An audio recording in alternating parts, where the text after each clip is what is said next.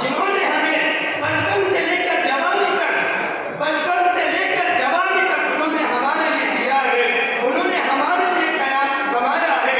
हर चीज को उन्होंने अपनी जरूरियात को पसे पुष्ट डाल दिया, अपने बेटे की जरूरियात को उन्होंने सामने रखा।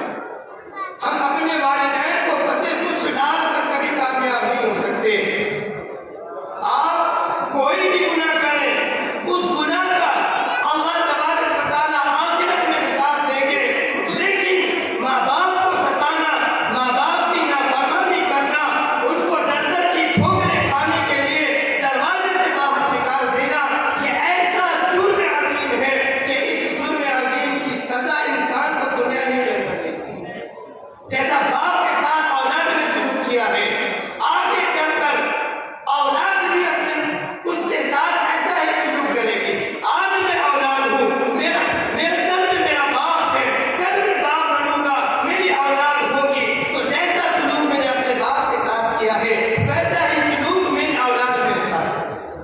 हम अपने वालिदैन के साथ अगर हुस्न सलूक करेंगे तो अल्लाह राजी, और अगर हम अपने वालिदैन के साथ हुस्न सलूक नहीं करते हैं तो अल्लाह से राजी नहीं है।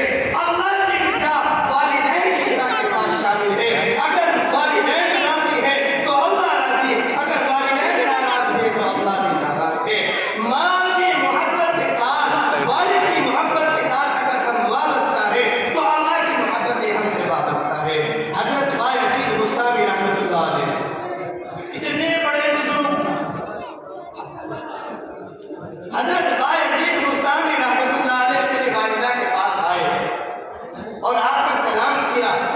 आकर कहने लगे, अम्मी जान, आप मेरे ऊपर से अपने तमाम हुकूक उठा लीजिए, मैं अल्लाह तबारक व तआला के हुकूक को अदा करके अल्लाह को राजी करूँ। वालिदा भी अल्लाह वाली थी। कहा, बायज़ीद बेटा जाओ, तुम अल्लाह तबारक व तआला को राजी करो।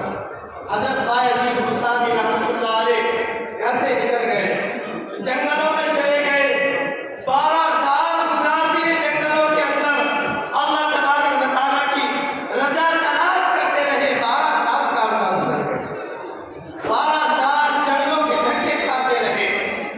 12 साल के बाद अपनी माँ के पास पहुंचे। रात का वक्त है, रात का आखिरी हिस्सा चल रहा है। हजरत बायज़ीद बुस्तामी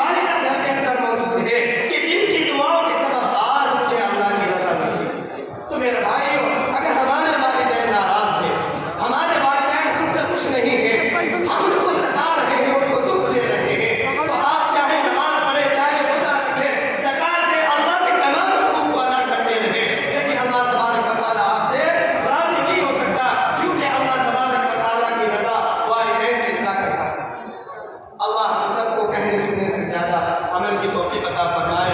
वाक़िर दावाना अल्हम्दुलिल्लाह।